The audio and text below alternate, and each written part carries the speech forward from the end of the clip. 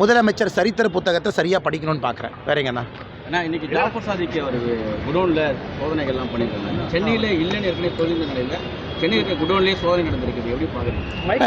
முதலமைச்சர் அவர்கள் என் பேரில் ஒரு defamation suit, criminal defamation suit போட்டிருக்காங்க இன்றைக்கி. அதாவது முதலமைச்சர்கிட்ட தமிழக மக்கள் என்ன எதிர்பார்க்குறாங்கன்னா, அவர் பத்திரிகையாளர் முன்பு வந்து குறிப்பாக இந்த ஜாஃபர் சாதிக்கு இந்த ட்ரக்ஸ் இஷ்யூவில் திராவிட முன்னேற்ற கழகத்துக்கு இருக்கக்கூடிய சம்பந்தத்தை பற்றி தொடர்ந்து நாங்கள் கேள்வி எழுப்பி கொண்டிருக்கின்றோம். அதற்கான பதிலை சொல்லணுமோ தவிர என் மீது ஒரு கிரிமினல் டிஃபமேஷன் சூட் போட்டு அவருடைய வன்மத்தை தீர்த்து கொள்வது பதில் அல்ல.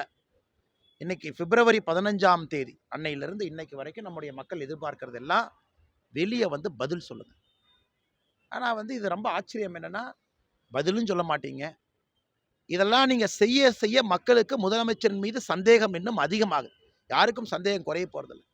இன்றைக்கி ஜாஃபர் சாதிக் நான் முதலிருந்து சொல்கிறது, சென்னைக்குள்ளே மெத் லேபே ஓட்டிகிட்டு இருக்காங்க.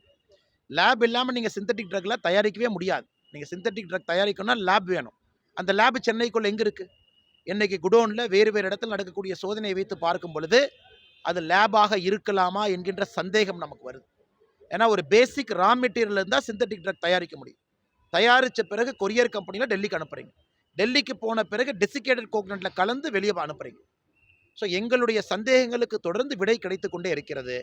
ஆனால் உச்சபட்சமாக நாம் சொல்லுவோம், எங்கள் அப்பன் குதிரைக்குள்ள இல்லை என்று சொல்வதை போல முதலமைச்சர் அவர்கள் என் மீது டிஃபமேஷன் சூட் போட்டுட்டு இல்லை நான் எதுவும் தப்பு பண்ணலின்னு சொல்வது போல் இருக்குது. மக்களுக்கு தேவை பதிலுங்கிறது வெளிப்படையாக வெளியே வந்து பேச வேண்டும்.